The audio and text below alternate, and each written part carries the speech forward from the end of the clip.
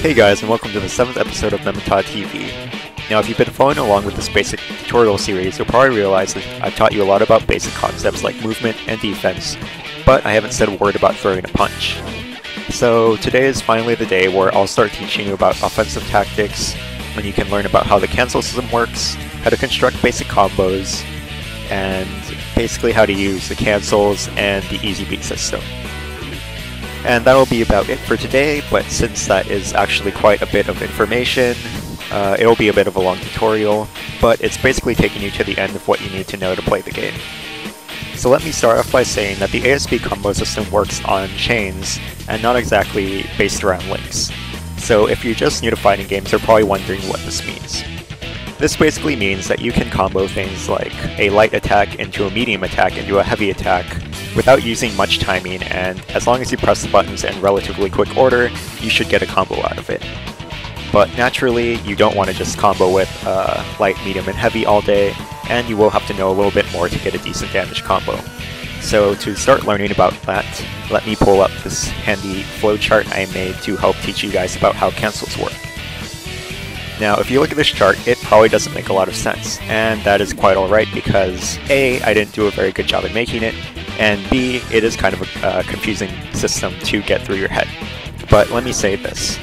How this idea works is take a look at all the arrows.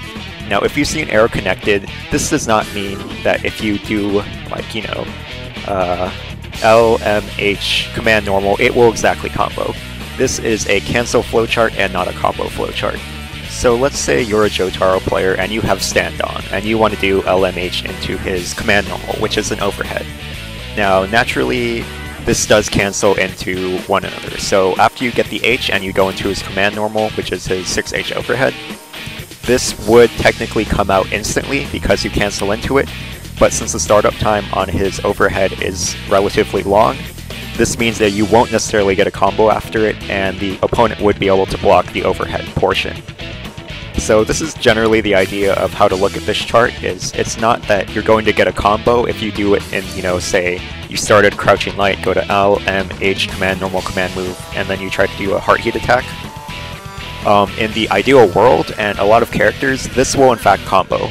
But since that is not the case with every character, you do have to keep this in mind and look at how fast moves start up, and otherwise to help you figure out if it will combo. But the cool thing is, let's look at, say, L and your command moves. Now, these aren't directly connected, like I didn't draw an arrow directly from L to command moves. But as long as they are connected somewhere by an arrow, this means that you can cancel into it. So even if L isn't directly connected to a heart heat attack or a great heat attack, you can cancel a standing L directly into either two of these because they are connected somewhere by an arrow. So this is the basic idea in looking at this chart. It's seeing, okay, so I can skip an M if I want to go straight to L to H. I can skip a command normal and go straight to command move, or I can skip, whatever you want. As long as there is an arrow somewhere connecting something, then you should be able to cancel into it effectively. Now there are some exceptions here, because Wham did get a nerf back in 1.03, I believe it was, where he can't combo his crouching light into light, so you can scratch that arrow off if you are a Wham player. And then there are characters like Joseph, whose command normal, aka his 6H, cannot be comboed into basically anything after you do it. So, there are some character by character situations where, not every arrow applies, but for the most part, this is the basic system you will be looking at, and it's the basic ideas to get through your head when trying out a new character. It's like, okay, this is what I can try to make a block string or to make a combo. So that's about it for this flowchart, and from here we will go back into the normal game and I will show you some other things about how the combo system works. So let's just move to that now.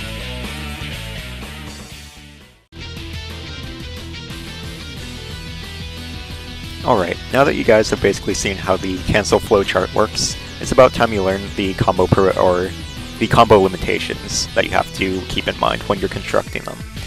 Now, there are only two things you really need to worry about, and that's how many of the same attack type you put in a single combo, as well as how you use Cripple State. So since the second or the former will take a bit longer, let's talk about the latter, which is the Cripple State. Now there aren't that many characters that have a crippling move, but just to give you an idea of what it looks like, that right there, where Dio is slowly falling to the ground like that, that is the Cripple State in this game. And you have to remember you can only do it once per combo. So I'm going to show you like an example combo right here.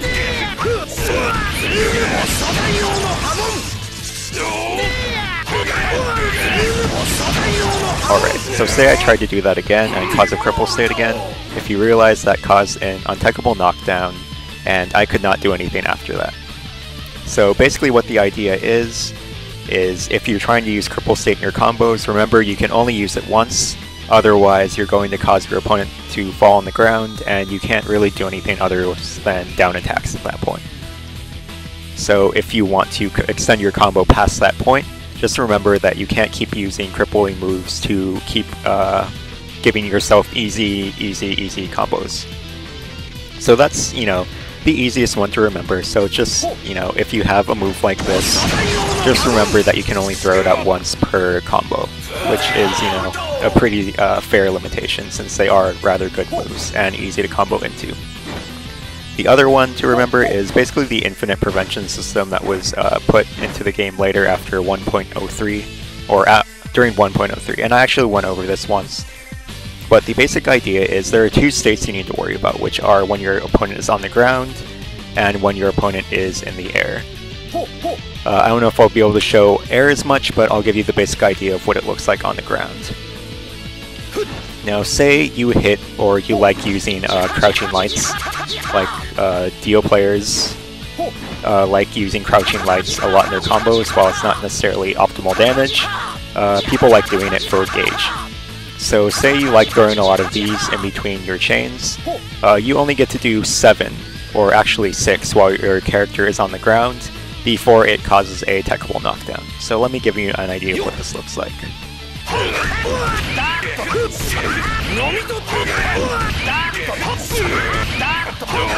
Okay, so that wasn't exactly using a light, but if you notice, my 5th medium in the combo actually caused a techable knockdown. So this is basically how it works. If you use over 6 lights, and these are separated by either, this will either mean a standing light or a crouching light. So you can get up to 6 of both of these in a combo. And the 7th in a combo, while your opponent is on the ground, will cause that techable knockdown you saw. And then 5 of anything else, so, you know, basically any other move you have, so your mediums, your heavies, and your special moves, these will all cause a techable knockdown the 5th time, so you get up to 4 of each in a combo. And this basically works the same when your opponent is in the air, and basically it resets. So say you do, you know, the max amount of, you can, even though it's impossible, say you do the max amount of everything while you're on the ground, and then you manage to launch your opponent on the last hit. This will allow you to, you know, basically start over, and as long as you keep the opponent in the air the entire time, you can do, you know, 6 more lights and 4 more of everything else in your arsenal, and until the opponent touches the ground again anyway. So that's basically how that works. It's just, I mean, you won't encounter it too much. There are a few characters that have loop combos, like Jonathan players have a very common bread and butter loop combo that happens when you launch the opponent. And, you know, that you can only do up to 4 iterations, even though you only ever really do 3. You can do up to 5 if you really wanted to. You just have to remember on the 5th, you will cause that techable knockdown. And, you know, it's just important for, like I said, if you're a character, or you play a character where you throw in a lot of, you know, crouching lights, you just have to remember to time it so you only get up to 6. Otherwise, you're going to fuck up your combo, and the opponent is going to tech, and you can screw yourself over. So that's about it for remembering how basic combo construction. And the next thing to remember after that, which makes it a little more, I guess, complicated, is Poutine cancels, or in the Western release, I believe they're called flash cancels. Now these are done by pressing 3 buttons, or you can shortcut it to a button. I have it shortcut because it just, you have the room to do it, so why not? basically what this is, it costs you 1 gauge.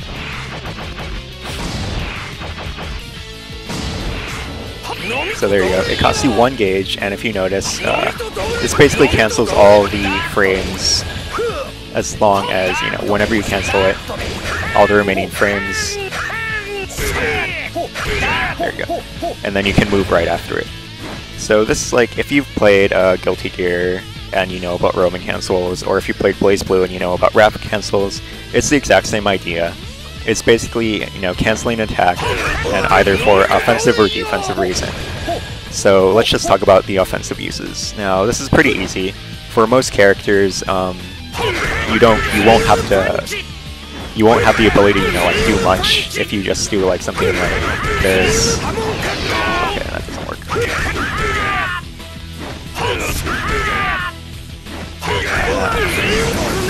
I wish I played Poly so I could penetrate this better. But okay, fine, let's just take it up to here. So after this, after, you know, you do Zoom Punch, you won't be able to do much. So say you want to combo after it, you can do something like that, and you're basically using this cancel to cancel the recovery frames on this attack, so you can keep comboing.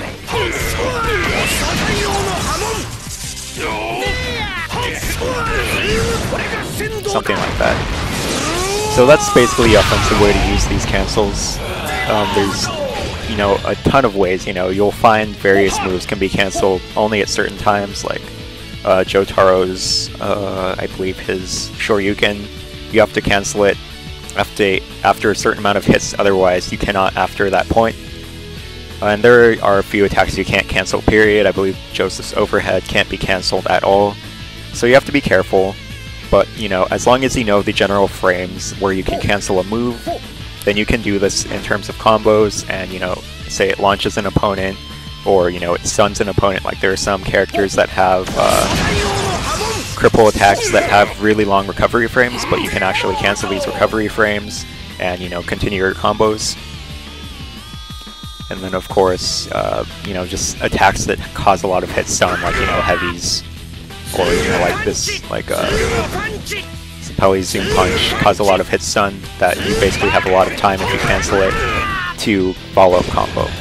So that's basically the offensive use, and, you know, if you like spending gauge, or if you are a character who doesn't have like a 1 gauge super that actually does damage, like it's a counter super, or a like Bolnar's armor takeoff that, you know, they don't actually do damage, this is a great way to actually find combos for 1 gauge that will give you a bit more damage than what you can normally do. So that's the offensive use. And the defensive use is, of course, if you were thinking about it, say you like whiff an attack, like you just accidentally threw out this, you have a ton of recovery frames after that, and, you know, obviously you don't want your opponent to punish it. You can cancel it. Okay. There we go. So say it whiffs. You can cancel it and avoid getting punished. And then you can go back to blocking. So this is basically a defensive use, and it is technically an offensive use as well, because I had talked about stylish moves in the last tutorial. If you want to fish for somebody to do stylish move, let me see if I can pull this off.